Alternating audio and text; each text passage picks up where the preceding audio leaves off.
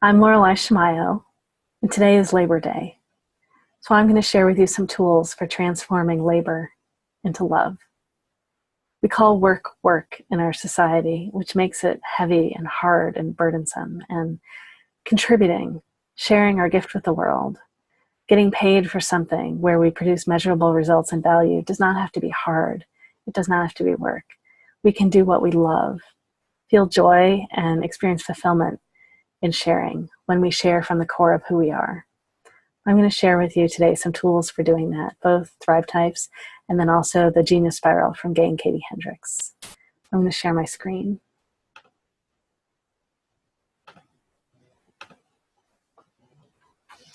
All right, so transforming labor into love.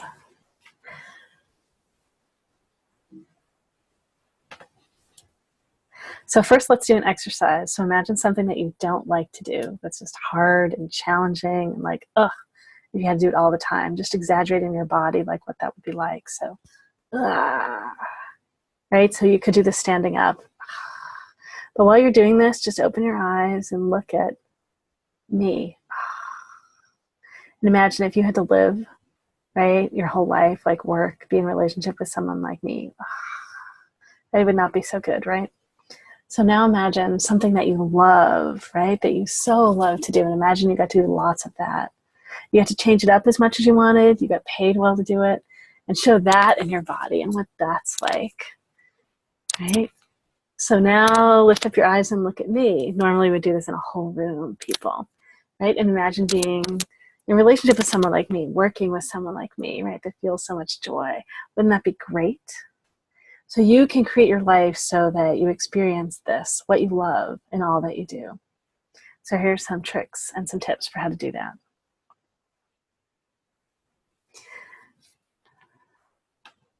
All right, now maybe you can see me up there on the screen too. Okay, so we're going to cover a little bit about Genius and ThriveTypes. We'll look specifically at your talents and the lessons of growing in your talents. And then we'll look at the Genius Spiral and how you can do interviews and take small steps and make big leaps towards transforming labor into love, living in your genius, sharing your purpose. And I'm going to do a really quick spin through this. This is a long class that I can do, and I do a lot of this in private sessions. So here are some quick samples. So your genius is, well, let's share about what it is, where yours is, why you care, and how you can use the awareness of what your genius is, or your sweet spot, or what you love.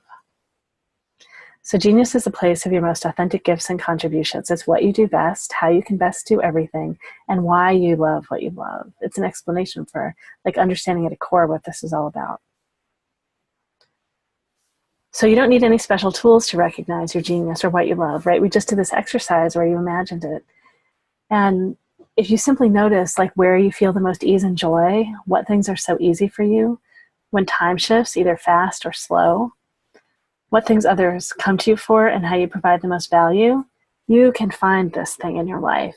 We just, in our society, we often don't take consistent steps towards that, like to this action and say no to these things that aren't those things and step deeper into what this is. And if you do that, you'll be able to create what you love throughout your life. You'll be able to turn, your work will be what you love. You'll be sharing your purpose and be really fulfilled. But since we often don't do that, it's helpful to have some other tools. So one thing is that what this is likely to be for us shows in our eyes, right? So, well, I'll say more shortly. And then maybe a phrase that we all know is eyes are a window to the soul. And as you know, I'm an intuitive eye reader. So I use ThriveTypes for recognizing who a person is at their core, like what they most value.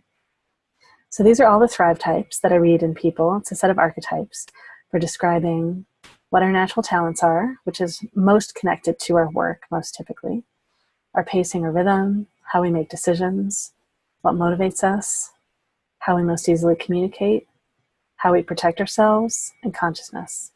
So talents are typically the most important element for understanding our purpose or transforming labor into love. So I'm going to focus a bit on the talents here. So they're the big rocks of genius. They're the most engaging and playful, give people the best sense of being seen. And so that's why I focus here. And they are the most important trait. So here's a close-up on those 7 talents. So I'm going to go through and describe briefly what these 7 talents are, what they value. So you might be able to recognize yourself or other people around you. I mentioned that each person has 3 of these, right? So just 3. So server or priest and priestess, both are about people. Server wants to see, honor, and love people just as they are. They want them to feel welcome, included, accepted. They notice if someone's being insensitive and they jump in and stop that from happening. So someone that has server wants to be able to honor and care for people in their work. They want to be part of organizations that are caring of their employees and their customers. Priest, priestess, they see not only what's here now, they see potential and possibility, and they want to inspire and motivate people to stretch and reach that potential. So they use emotions to pull people forward towards that. They notice if someone's avoiding the truth and they want them to face it. So they want to be part of organizations or doing work where they can inspire people, where they can see a big picture of where they're heading, right? See the future, and where they can see an impact that they're making, right? See their results, where it has an emotional impact on people and making people, community, the world a better place. They want to be able to face things. So sage and artisan are both about the space between. Sage is the space between people. They want this easy, flowing, fun interaction between people. They want everyone connected in community. They use humor and storytelling to get people connected. They notice if the group is stuck and they do something to get it flowing again. So they want to be part of a team. They don't want to work by themselves. So it could be that they're in an organization that has a team. It could be that they work for themselves, but they build a team themselves. They work with other people in community. They could be part of networking groups. Connecting with others is important, and chances are in their work, they engage other people. They might lead groups. They might do consulting in a way that they work with teams, like all kinds of different things. They might do sales, marketing, like all these different kinds of things that involve language and storytelling, since communication is important to them. And then artisans. Artisans are about the space between what exists. So instead of seeing what's here now or problems, they look up through that and say, cool, new, pleasurable solution. And they draw in all these amazing ideas and experiences so everyone has access to them. They care about freedom, creativity, energy, like flowing out to the new, right, ideas. They notice if things are ordinary or boring and do something to make it more interesting. So they need to be part of creating what's new. They want to be part of they want to be entrepreneurs, and they want to be part of an innovative organization. They want to be creating, brainstorming new products, new services. Just they can be solving problems in any form. So it can be internally, even working in IT, where they're solving problems and they get a chance to do it in creative ways with new technology, new ideas. Some artists literally make art. Sometimes they create environments for people, just all kinds of things where they're about creation and freedom. And usually in some way they're sensitive to their energy, even if it's just it being a creative energy around them. And then queen or king and warrior are both about action. Queen or king is rare. They see a great big opportunity to take action, and they direct others to take action. So they're building an empire of resources to accomplish their purpose. And they notice incompetence. If you can't do what you say you can do, you're useless to them. So they do a version of off with your head. That's a little dramatic, but they play with power in a way that can intimidate people. And so queen, king, people with that talent, they need to, well, they want to play a big game. They want to be able to be involved in changing something up to make it work better for others. They're often wanting to build their own power as well. Yeah, they want to be able to influence what they're part of, and they tend to not follow as easily. So, you know, an up-and-comer that's really powerful, they might have some of this talent, and you know, giving them opportunity to demonstrate their competence and having great people to work with is important. You know, so a game-changing organization is important for them. So then warriors are really grounded, practical doers. They want things to be solid, useful, efficient, effective, just move forward, make results happen. They love to develop, follow, and enforce a process. They're bothered by waste. They want all energy to produce useful results. So they need to be part of making things happen, making results happen. They are great in things like operations, developing processes, and helping other people learn how to follow processes. They tend to get a lot done themselves. I mean, all kinds of physical work. But they like to stay in motion. They tend to not like sitting still as well. Yeah, so someone moving something forward. And then scholars are the integrators or assimilators. They're drawing everything in, connecting everything in a map to create deeper meaning. So they follow their curiosity, ask questions. and they notice missing and wrong information. So they need to be in a role where they're playing with information. They care about things being accurate. They love to bring all the information that they've learned over time, like, and bring them to whatever the situation is now. So institutional memory. It can be great in accounting and things like that. So working with other people where they're providing, analyzing information is great. So each of these talents has a shadow side or a challenge that they work with as well. So servers are about love, and other people can see them as too nice. They can tend to give too much to others and not care for and honor themselves. And if they're pushed into a corner, they can be really mean and hateful. Or priestess, we said they so want what's possible, but they can be a bit intense, like a dog going after a bone, where they just don't give up and they push too hard, and that actually keeps progress from happening. Or sages mentioned that they want people to have fun and be connected in community. They use language for doing that. So in the beginning, instead of trying to get everyone else connected to each other, they can try to draw all the attention to themselves, which is a problem. And then also they can be slippery. They can use their gifts for language to convince people to do things that aren't necessarily in their best interest. Artisans, while they're exploring, like bringing in all these ideas and experiences for everyone, they can overdo pleasure. They can get so attached to pleasure and all these ideas that they get distracted and rebellious and addicted. Or Queen King, right? So they want to create something big. They want to be able to direct and delegate to other people, but they can be controlling and demanding and really like squash people in an attempt to build their own power instead of just building greater power for everyone.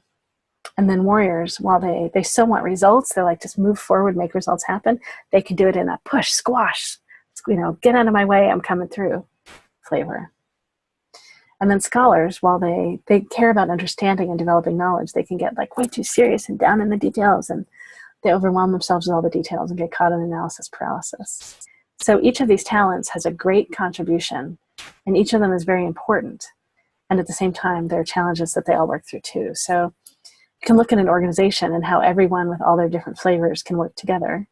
And also for each individual person, like how can they contribute what they're really natural at? Because when we contribute what's natural for us, we're better at it than others. We feel energy simply from sharing that part of us. And this is where we're sharing what we love. So we're doing work, and that work, we're getting results accomplished that are meaningful and have value, but we're energized by the process, right? So we're not only paid for sharing something that's of value, but we actually get energy for it, and that energizes us to give more and more. So it's a great way that we're fed, and everything that we're part of is fed as well. And so these talents can be connected to chakras as well. To give you an example of how that can happen. And we can sabotage ourselves when we work too hard to, like when we're too attached to what our talent values. So for example, and say, and these are lessons of these talents where we grow from the outside in. So I have here these numbers, 1, 2, 3, 4. I've divided the lessons of how we grow into these 4 different stages. In lesson 1, we overdo our talent in a way that cancels out the contribution. 2, we share in a pushy way that's harder for people to receive. 3, we share in a really good way, and that's what I've described of all 7 talents. And in 4, we share in the most spacious way, where we feel the most fulfillment and make the biggest contribution. So this is a summary. It's available on my website over here. So talents and then overview. So you can download all these charts too. So these are ways we sabotage. So if someone naturally that has server, chooses to work in an organization that isn't caring and honoring of people, or they don't have enough one-on-one experiences with people where they can go deep, they create a sabotage for themselves, right? Or priestess, if they choose an organization that's out of integrity, they're asked to do work that's out of integrity for them. Work that they don't feel passionate about, or the impact that they're able to make is too small. That's a sabotage for them. They lose energy, right? So this is the way that we make work work. Or sage, if they pick work that's not fun, they're not working with other people, or there's not enough communication, be it verbal or written, playful, just movement. That's a sabotage for them. Or artisans, if they pick work that they find boring or not pleasurable, right? Or they're around people that don't want their ideas, that's a real challenge for them. Warriors, if they're with people that don't want a process, don't want things improved, they can't take action, that's a mess. King, queen, they can't influence or grow their power, that's a mess. Or scholars need to learn. If they can't learn, they're just going to be bored. If they don't have problems to solve, that's a challenge. If people don't ask them questions, or if people don't want the solutions they come up with, that's true for both artisans and for scholars, then that's a mess. So these are ways we sabotage. So knowing your talents helps you see what you want to contribute, helps you see what situations to put yourself in, and it also helps you see what are the most challenging situations for you to be in that you want to stay away from. So I mentioned that we don't all do what's natural. So sometimes, for most of us, we end up picking up masks. We need to get love and attention as kids. And our parents do the best to honor us that they know how, but sometimes they don't know how to honor who we are as our unique being. And so we put masks on. Right? It worked as a kid. So often in the workplace, we might go and still show up with this mask. So, for example, someone that's not good at information, they might want to go to school to do something with information like accounting. Or someone that's not very good at sage and not great at communication, they might want to go into sales thinking that they need to talk and tell stories, and they try to make jokes and it doesn't quite work. Or all kinds of things can happen. So masks have us feel less joy. We don't do as well at our work. We feel exhausted and tired. We feel stressed. That alone makes us not do well. And then that we don't have talent for what we do, this is the most impossible way that work is work. This is a way we make it really, really hard. So sort out your masks, love your mask for having gotten you here, and let them go. And there's some specific strategies for that. We do have 3 talents, as I mentioned. 1, 2, 3. We grow into our third, then our second, then our first. We can pick up masks. The third talent is how we learn. We're learning so much as kids, and it influences how we learn our whole life. The second talent is what we do in the world typically, because we've grown into we grow into it when we're teenagers and young adults, when we choose a career path. And the first is our being. It's what's most authentic, most pleasurable. So to turn and transform labor into love, we really want to be doing our first talent. But we start off when we're young in this proportion, and it's only when we mature that we grow towards this proportion. So it's usually a process where often we choose work first from our second talent, what we do in the world, and then we move and migrate towards doing our first talent, what we love in the world. And this is the best way to transform labor into love, to go from our masks, our third, our second talent, to really having a lot of our first talent be what we do at work. So sorting out what your masks are and loosening your masks, loving and loosening your masks, sorting out what your talents are, getting them in order, and letting yourself do more and more of your first talent is great. And sometimes you don't know what your sometimes you don't see what your first talent is. Like, you do it all the time and it's invisible to you. So there's some tricks for discovering it. And I personally see it in people's eyes. That's the big thing that I contribute. I look at people by video or in photos, and I help them see and realize what their talents are.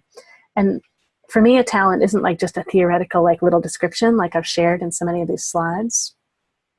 I recognize so many different personality characteristics that are around each of these talents. I can help you see how you really do have this talent and how it shows up throughout your life. You're probably doing it in so many ways that you don't realize. And sometimes there's an opening to allow yourself to be able to contribute this in your work. Because again, we're taught that work is work. So why would we do the thing that's easy, where we have fun and get energy? Yeah, it's a whole new way of thinking, being. So as I mentioned, right, so it's loosening our masks, growing into our third, second, and first talent, integrating our talents together in a cohesive expression. So we have a blend of these where our third and second talents really support our expression of our first, and growing in our lessons from the shadow to the light. So that's a bit of what I show here for each of these talents. So here's a map of the different roles in organizations that the talents are typically good at.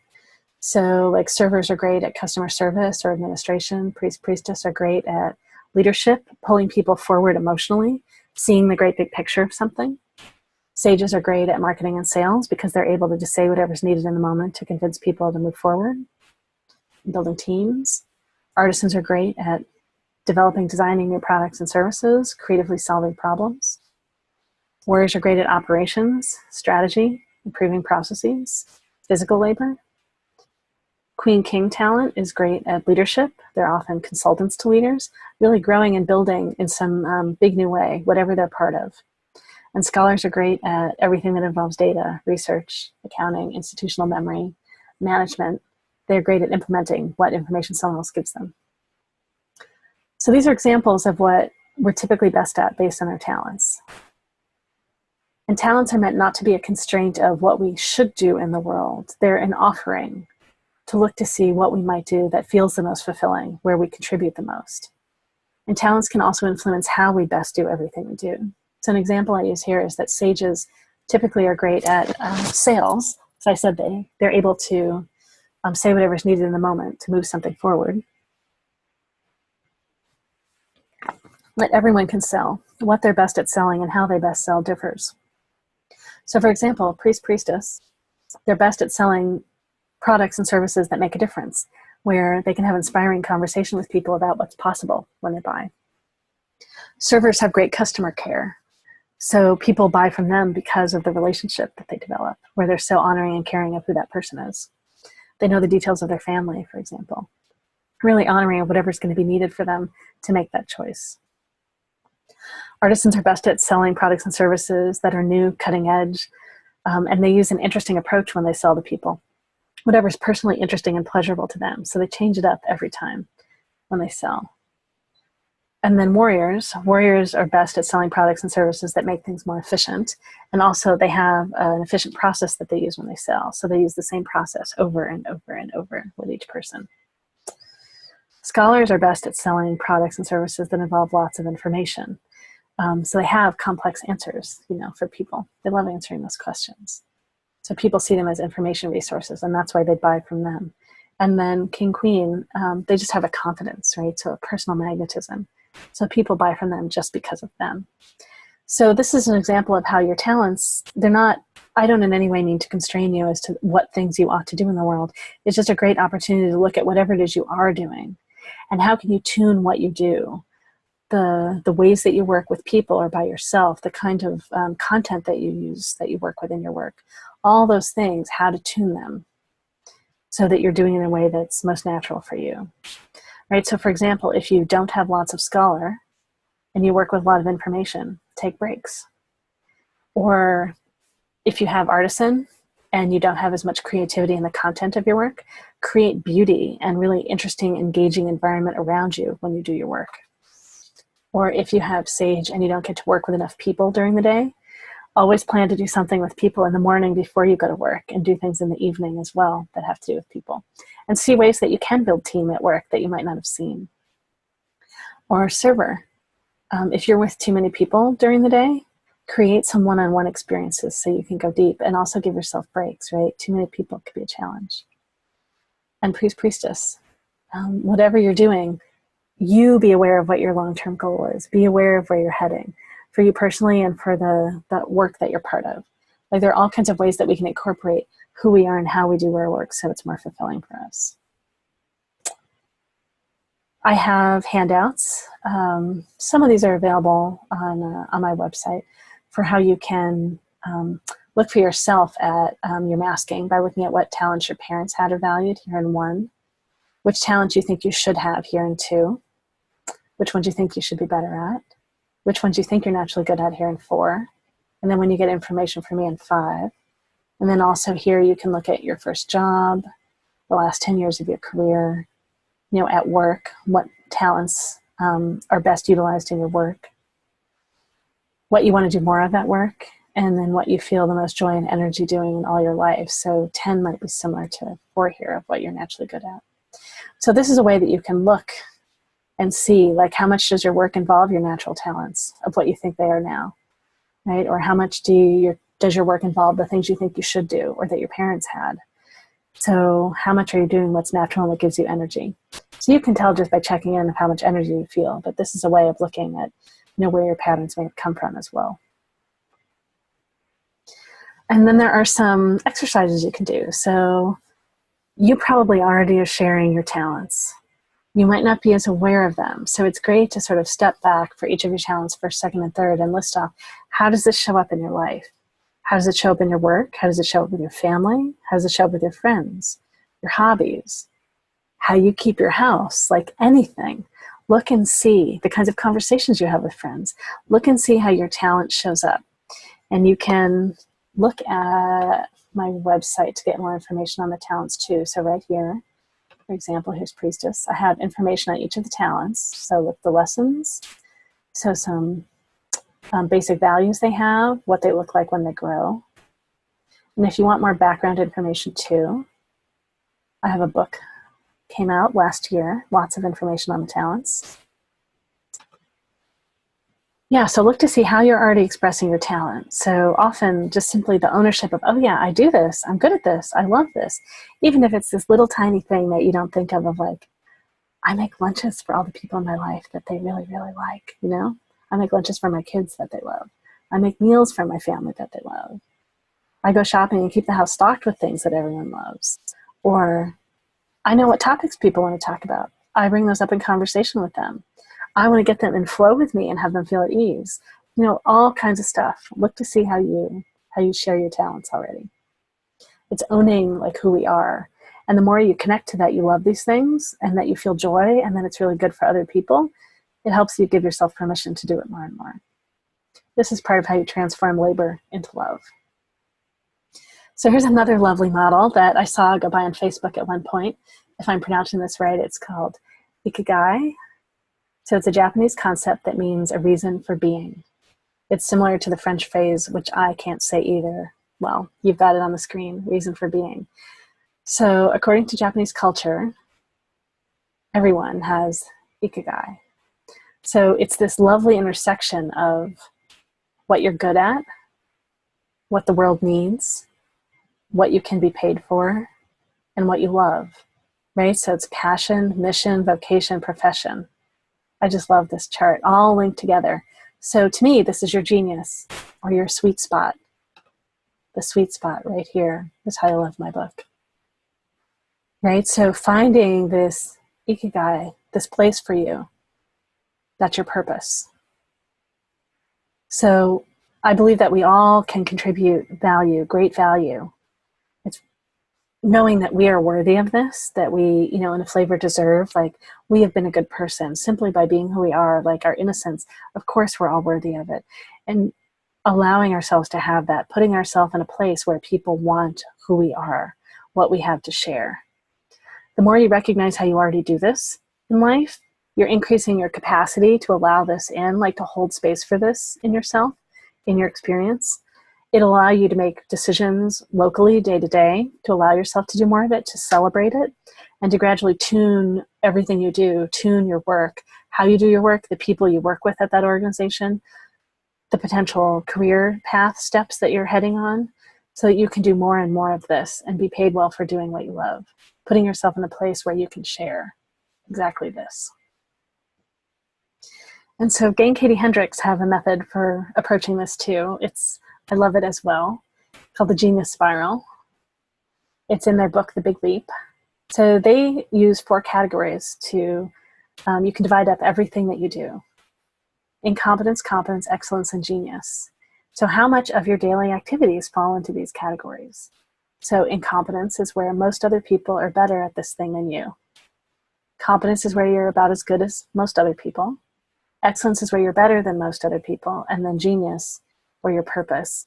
You're better at this than just about anyone else, and often this is something that's unique. So I use ThriveTypes to help people get a sense of their excellence and their genius, and to really focus more and more on what their genius is. And each person, in addition to having, you know, you could say like nature nurture. I was a biologist, I think of things this way. I believe that we have this natural capacity of who we are, our talents, and the potential of deepening in our talents. So we all have this potential of genius. And then we also go through a nurture experience of life where we're carved by our own experiences. So like I have the scholar talent, I'm great with information. And initially I studied science, and so I had a cultural experience, a nurture experience of science, and that's where I focused my scholar. But my particular love has to be about with people and behavior, you know, and solving problems for people. So, how do I say? ThriveTypes give you a suggestion of what directions to head, and then your particular pathway in life. Your nurture experiences influence a lot of exactly what that version, that expression is going to be for you. So with Gain Katie's work, so the idea is that whatever you're incompetent at, where other people are better, stop. Stop doing that stuff now. Hire people. Trade with friends. Just don't do it, right? It's totally a waste of your own time and energy. And then competence, that's another great thing to give away. Share with people, hire people. right? There's just no reason. If you can see someone that, like particularly if someone loves it and you can pay them a reasonable amount for that, and you would be so much better doing something else where you feel that much more joy and you provide more value, and chances are you can get paid more for that part of your time than you can doing this other thing. And then excellence, where you're better at it than most people. That's a great, great step. So have some excellence in your life. Certainly take the competence and incompetence and do things that are excellence instead. And then focus on your genius. Sometimes we might only realize we have like this much genius going on in our life. Like maybe it's just a little bit of a hobby that we do like a couple times a month. That's a place to start. The idea is to move towards more and more genius. This is the thing that not only provides value to us and energy for us, it actually provides the most value for everyone. So giving ourselves more and more permission to do this is great. And so build your life of excellence and genius and move more and more towards genius. And for some of you that are already in a lot of genius, I experience genius as a set of onion skins. So I'm like peeling and genius, juicy genius. And as I'm peeling down into more layers of my genius, what was genius sort of sloughs off into excellence. And now there's richer, deeper genius that I want. And part of that is related to, I believe, the lessons of our talents. So as we get a taste of the juiciness of who we are and we're growing in towards the center, we want to just keep going deeper and deeper into the center. So these things become excellence now. And these things are really our genius. Life is such a great process, such a great path, isn't it? So how can you see incompetence, competence, excellence, and genius in your talents, just looking at your talents? Right, so I mentioned that I was a scientist. Right, so I have scholar. Science totally is in here. And if we look at like how I do science in particular, so I was pretty excellent at some things. Some parts of it, maybe I was just competent as other scientists, but in terms of the rest of the world, it's definitely up there in genius, or definitely up there in excellence. And then I have some moments with science where all of a sudden I realize something in the way something works and I put it together that science hasn't done yet. And I think that's an example of where my genius shows up in science. But for the most part with science, I'm more down here in excellence. My genius is much more in a mysterious psychological context of understanding the complexities of people and behavior, which has its own science, but it also has lots of intuition. So look and see. Your talents probably give you lots of hints as to what you're good at and what you're not. So for example, while I'm generally creative and I come up with some new things, I mostly reorganize information that's already known. I see patterns there that other people don't see. That's because I have scholar, warrior, and sage talents, and sages are great with patterns, and scholar warriors put things in systems. So if I wanted to be an unusual, zany artisan, pulling solutions from out of the sky and creating lots of pleasure, I'd be down here in the incompetence, competence zone. So I'm creative generally, but not like an artisan. So that's an example of how our talents show up here. You don't need to use your talents here. This is just a great way you can see, like, how do your talents appear in this context. So then here's a model from another teacher. So you can look at how transforming labor into love is sustainable. So I think of this as the genius triangle. So there's your own personal experience and what's sustainable for you. Like, where do you feel lots of energy with what you do? So internally in your own experience, and then how can you express and what can you share in the world that's a great contribution from what you personally experience as energizing? So what's of value to the people outside of you? Right? So your genius expression internally, your genius experience internally, your genius expression in a contribution out in the world, and then who are these people? Who are the recipients of this gift? Right? So turning labor into love really is putting ourselves in the middle of this place, right, where we experience so much energy and joy and fulfillment. We're making an expression that's really valued by the system, and where we allow ourselves to be with lots of people that want this. So looking to see which parts of this do you have in your life, and where is the next place to put your energy and attention for focusing on like swirling this and having this grow and build. Right? Get feedback, tune, and expand your experience of this. This is another way of peeling the onion. So then the genius triangle. So Where are you right now with these things in your life, your work? Right? How do you feel like you're in your genius now? Where are you expressing? Right? And who are the people in your life where you feel like they really, really want what you so love and what you give? Such a reminder of these 7 talents. So here are some steps that you can take. And I encourage you to take steps in your natural way. You might be someone that likes to write, or someone that likes to draw, or someone that wants to have conversations with people, right? So sharing with them. So do whatever is natural for you. So look at how you already contribute your talents, right? Your purpose. Look and see what's the most frustrating or unfulfilling about your work now and see how you can give that away. Look at the genius spiral of what is competence, incompetence in your life and your work and see how you can give that up. Who might you give it to? Where is it in someone's excellence or genius? What excellence and genius are you willing to do with your time and energy instead? Play with how this could really be of benefit to not only you, but also to other people. I mean, certainly if you're giving something that's competence, incompetence for you to someone else that has it as excellence or genius, they're thrilled, right?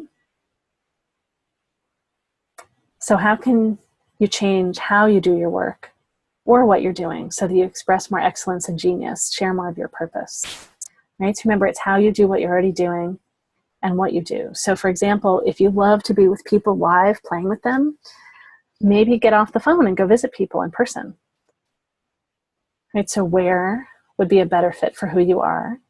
It could be a different team. It could be different ways of meeting with your team, how often you meet with your team, right? It could be at a different department in an organization that you're part of, right? So what's a better fit for who you are, right? And it might be moving to a different organization. It can be completely changing your career path. All kinds of things are options. Sometimes it's just trusting and having confidence that the way you do it is okay and is really wanted by the people around you. And you can interview people. Who are the people that you think are your recipients here, right? The people that really want what you provide. And these are often people that provide more people that want what you, right, want what you do. These are people that give you referrals if you have your own business, right? So who are those people in your life? And you could have conversations with them to see how you could better do what it is that you do. Better understand what it is that you contribute that they really want. I have some questions on the next slide. And what are you willing to do for, even if it's just 10 minutes each day, to step more into your genius? It could be doing some of these exercises, right? Filling this out, right? Brainstorming about what your genius and excellence might be. It might be coming to meet me and getting a reading of what I see your talents are. All kinds of things. Reading my book. So here's some interviews that you can do with people that you think are your recipients.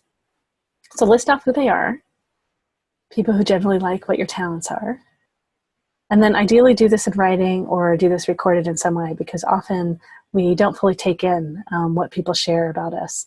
There's another again, Katie Hendricks topic that's addressed in this book is an upper limit, the upper limit problem. We usually have a limit about how good we'll let things be. And when things get above that, we sabotage. So often when we're interviewing someone that really gets us and loves who we are, it's too much. We don't know how to take it all in. We sabotage. We turn off our ears. We go spacey. Woo. So if you record it or you have them write it down, you can go back and read it again and again. And sometimes it's great to have your friend look at them too, because your friend can see things that you might be blind to noticing. Let's see. Yeah. So let them know that you're doing an exercise to get feedback, but don't say anything about being good feedback or bad feedback. Just keep it as neutral as you can. And then if they do something simple, even if they just share it with like 2, 3, 4 sentences with you, that would be great. So often it's people might think that it's a big thing they have to do, and let them know it can be really simple. So ask them this question, and this is part of why it's great to do it in writing. Say, what shows up when I'm around that's not here when I'm not here? So just get the sense of who you are and what you bring. So look for themes and surprises in your feedback. You might find that the feedback that you get falls out really well in the themes of these talents right here. Categorize your responses by your talents or by genius spiral categories like genius, competence, excellence, incompetence, etc. And then who are your real recipients? There might be people that you thought really got you and it turns out they don't. And what can you discover about your genius? Like, how can you deepen in your awareness of who you are and what you provide? And in terms of this upper limit, the biggest thing is to simply be willing, right? So if we sabotage, it's like celebrate, I got all the way up to my limit, and see what the next step is. And the next step can be simply some of these statements of willingness. I am willing. It's great to just say these things, right? Say them and then breathe and let all this awareness really seep into you. I am willing to do what I love. I'm willing to have time, energy, to be fed energy. And wow, I could even be fed time by doing what I want. That's a great one for me. I am willing to be valued highly by others. I'm willing to be paid to do more and more of my genius, maybe even paid well. I'm willing to be paid well for doing my genius, sharing my genius. I'm willing to request people use my genius. I'm willing to contribute more than I can imagine. That's a lovely line from Katie. I'm willing to ask for and receive feedback. Feedback from people about what my genius is and what it isn't. I'm willing for it to be friendly. I'm willing to discover, refine, and tune what I believe is my genius, my expression of my genius. I'm willing to refine and tune my recipients. Part of this process is letting people go, not fighting with people that don't want it, just recognizing it's not a great fit, appreciating them for helping you tune and choose and create the life that you want, transforming labor into love. And then I work with organizations to hire all the time. So here are some sample resumes. So because a lot of people realize they do want to change their path. They either want to work in a different organization or they want to completely change their pathway. And a lot of people get stuck where they think, I can't just switch fields. Like, I haven't done this work before. But often you have been doing this all along. It may not have been your title, but it's how you do your work. So there are all kinds of ways of utilizing your awareness of your talents and your genius to change how you present yourself to people. There are all kinds of ways you can step into what you're great at. Remember, you're better at it than other people. It's all about trusting yourself. So here are some here's some suggestions for resumes. Here's some modern side layouts that I've seen recently. These are quite fun. Looks a little bit more like a website, a browser that we're used to. And so here's another one that's got a lot of different elements. So there's a good summary at the top, lots of things the person's great at. Yeah, just different elements. And so this person shows all sorts of quantitative results in here. Now, this is the sort of person that has a role where quantitative results are important, but more and more it's important that you really demonstrate that you are good at your work, that you can do your work based on your results in your resume. And then here's another one. I really love this top right here. This is a model that I use when I create resumes for clients, right? So it's very simple, right? Contact information, a role. So like immediately you look at it and you see, oh, this is what this person does. This is how they want to be seen. For people that like to read sentences, there's a sentence describing who they are and how they do their work. And then some bullets that very quickly get me in categories. Oh, these are the things to go to this person for. Right? And then they go into the details. Oh, and I should say, I think so many people know this now, education goes at the bottom, nowhere near the top. It's all about what you do practically in the world, right? So all these education is on the next page, right? And this is fun because you can actually see education and things like that very quickly. These were both people that I think didn't have quite as much experience, but it's a nice, easy way to see like what they've done and more specifics, then you can get the overview of everything. So for simpler resumes, this is a way of fitting it all on one page too, people with less background. And the idea of having a photo is kind of fascinating too. And this person has done it where you don't fully see them, but you still get a glimpse of them. All right. So remember, ThriveTypes is a great tool for discovering your genius, discovering your purpose, and practically taking steps to transform labor into love. So I can work with you with all sorts of ways as a coach and a consultant, helping you be more aware of you, the people in your life, how to synergize and improve the relationships you're in, analyzing what career path might be a better fit for you, taking practical steps to change your resume, cover letters, choosing organizations to work with, right? Helping you get feedback from people, right? How to shift through your fears, right? The upper limits of success they're talking about, the different willingness statements. Like they're ways of saying them and so seeing that they've really landed, right? You've really integrated them. All kinds of things. Oh. And you don't have to completely jump to your genius in a job and your genius. It's great to take it in, to get there in steps too. So the idea of a taxi job is a job that gets you where you want to go. So sometimes you might be in a job that's great as a taxi job, great, that sustains you while you're sorting out what your genius is and preparing yourself to take steps. And sometimes if you're in a job that just so comes from your masking or like your third talent and exhausts you, it can be better to find a different job where it requires less energy, less time, you get enough money, and you use your energy instead for sorting out what your genius is and preparing for that, preparing to step into doing more and more of that. I think I've shared quite a bit about why you care to take these steps and what impact it can have for you. So I'm available for private readings and coaching, both in person and online. I'm in the Pacific Northwest, so in person would be up here. I do events in metaphysical fairs, classes, all kinds of things in Seattle, Portland, Eugene, and Salem. So a lot of different cities in Oregon now, but mostly I'm in Seattle. I teach online classes. I'm getting ready to teach a class on how to read eyes, specifically about the 7 talents. I'll be doing that live in Seattle at East West Books, and then also doing it online. So reach out, connect with me. My contact info is on my website. And as I mentioned before, I have this great book,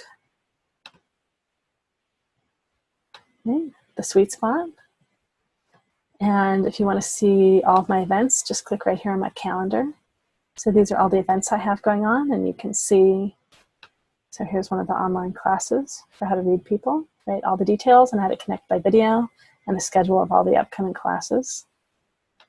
And then here's the one at East West Books on the 14th, and the schedule of all those classes that are coming as well. And yeah, so here's a flyer with all the information on that upcoming class. Right, so East West Bookshop and online, and then here are all the dates. So let's go back to the beginning. Today is Labor Day.